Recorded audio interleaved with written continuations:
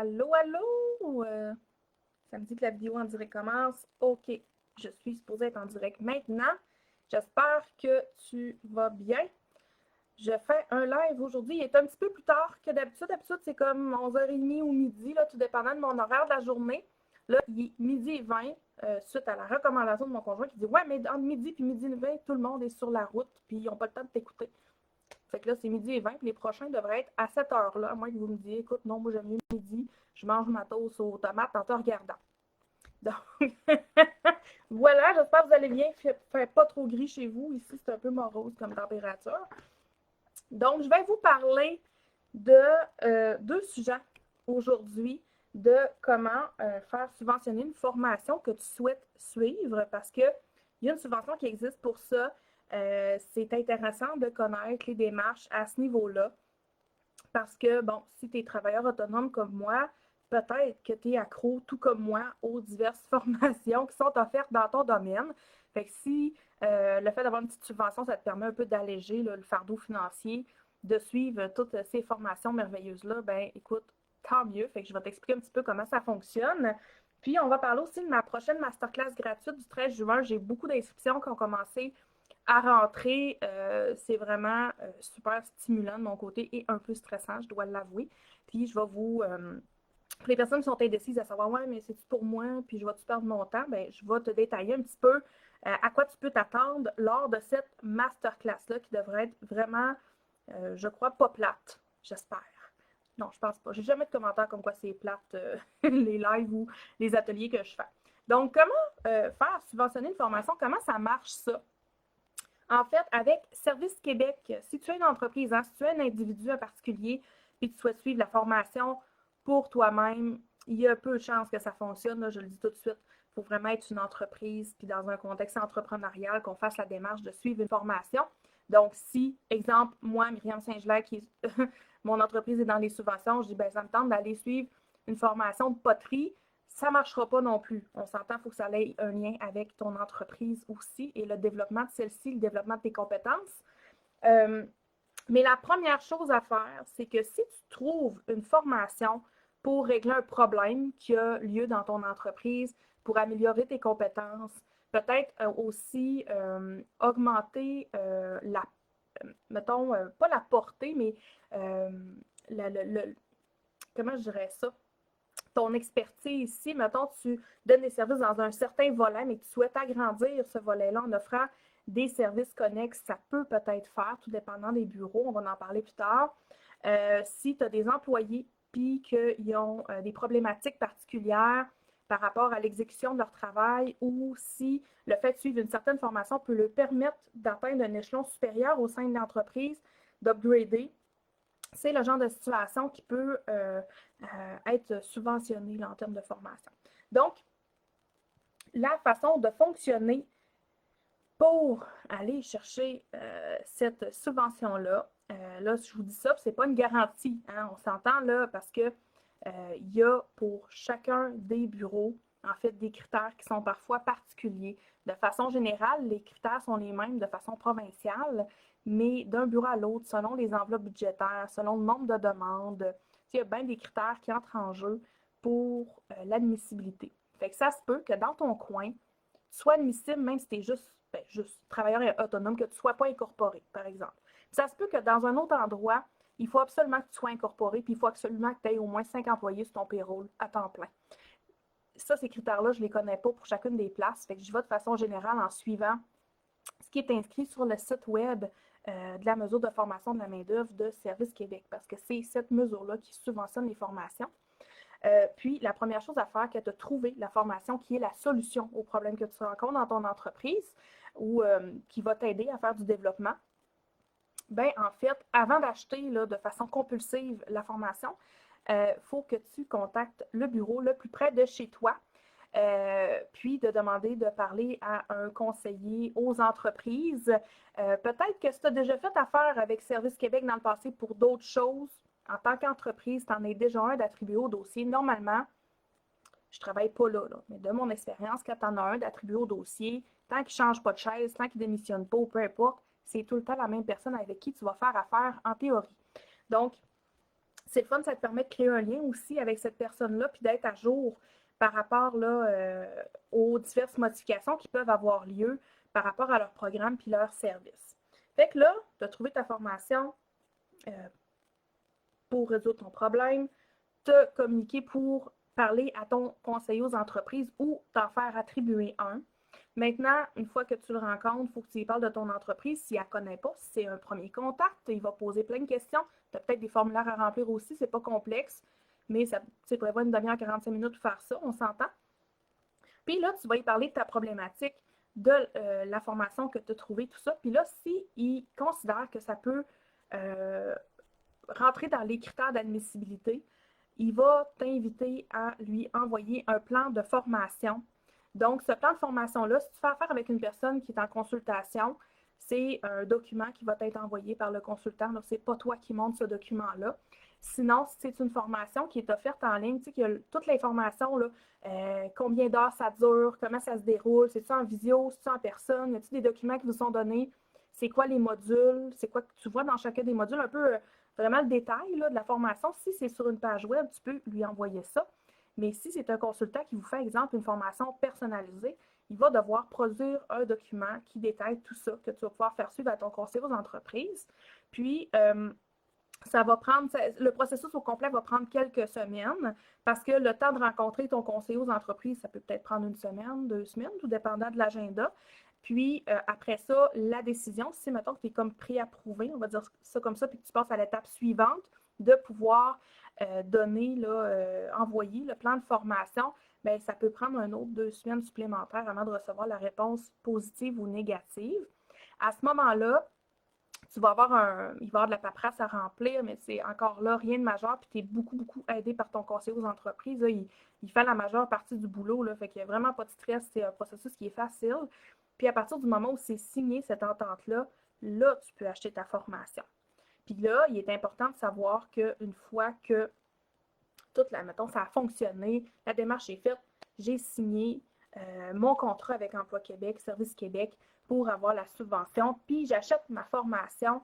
Tu n'auras pas de l'argent tout de suite de la part de Service Québec. Ils ne te frontent pas l'argent. Donc, il faut que tu payes tes factures de formation, tu aies les preuves que tu les as bien payées, fait que des confirmations de paiement, exemple avec des jardins ou la preuve que ça a bel et bien passé dans ton compte entreprise ou ton compte personnel, là, tout dépendant de l'entité juridique là, que tu as, là, si c'est une entreprise individuelle ou une compagnie. Donc, il faut présenter ces preuves-là.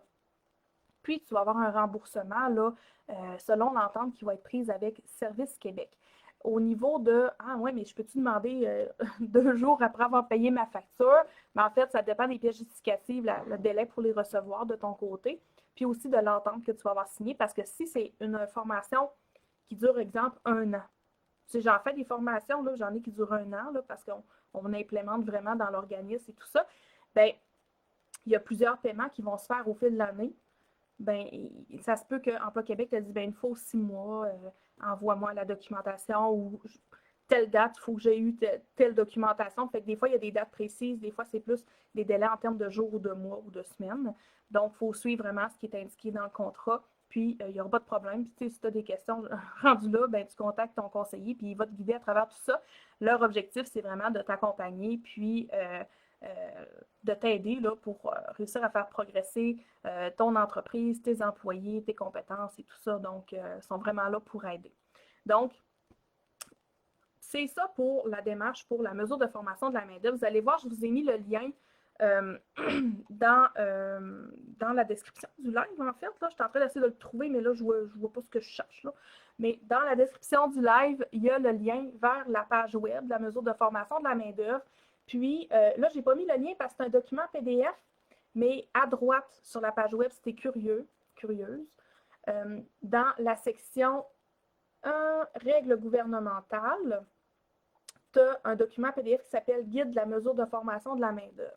Donc là-dedans, il y a vraiment tous les détails. Vraiment, vraiment, vraiment, là, il y a 22 pages de détails, OK, là-dedans.